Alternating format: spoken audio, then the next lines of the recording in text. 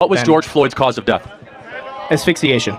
Actually, the original medical report by the Hennepin County Examiner said that it was a drug overdose. Did you know that? But that was hired by the state. An independent coroner reported that it was asphyxiation. You might be right, but if you guys love truth, you should go and dive into the Derek Chauvin court documents. There's a lot more to the George Floyd situation than anyone ever told you. It really is, and it's a great video. And I'm not even, you might be right, but there's so much more to that circumstance of George Floyd that was overdosing on drugs, right? That also, did you know that what Derek Chauvin did to George Floyd was actually in the police manual training? It was completely justified and was trained by his superiors to do. Now, let me ask you a question.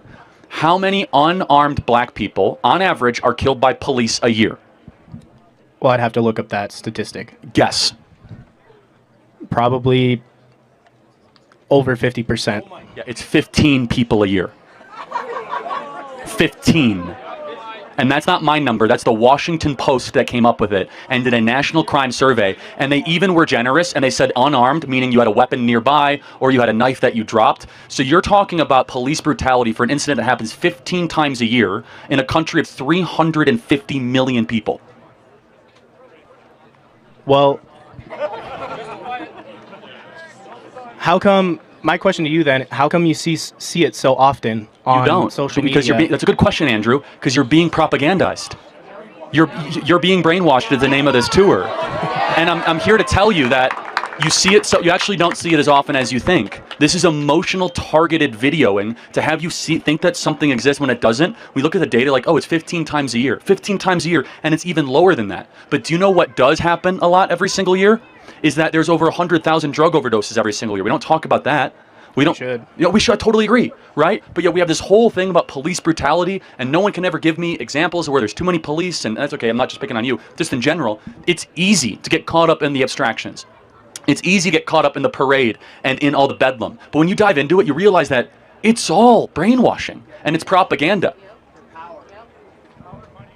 I guess what I would say in response to that is, when you do your own independent research, you can find data to skew in any direction you want it to. But it's the Washington Post. I'm not just making this stuff up. This is the left. I'm using left-wing sources here. This is not Breitbart.com or Gateway Pundit or the Charlie Kirk Show or Daily Wire, right?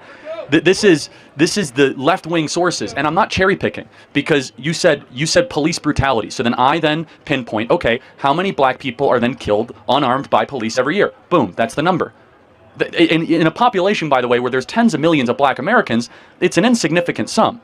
And you know that more kids are killed in urban violence going to school or walking to the playground than blacks are killed by police? Yet we don't talk about that as much. The question then is why? Is that, this is my belief, is that black America is so abused by the current mainstream media, it's abused by the Democrat Party, and they don't want black Americans to think freely or independently, that they have been used as pawns by the Democrat Party for the last 60 years.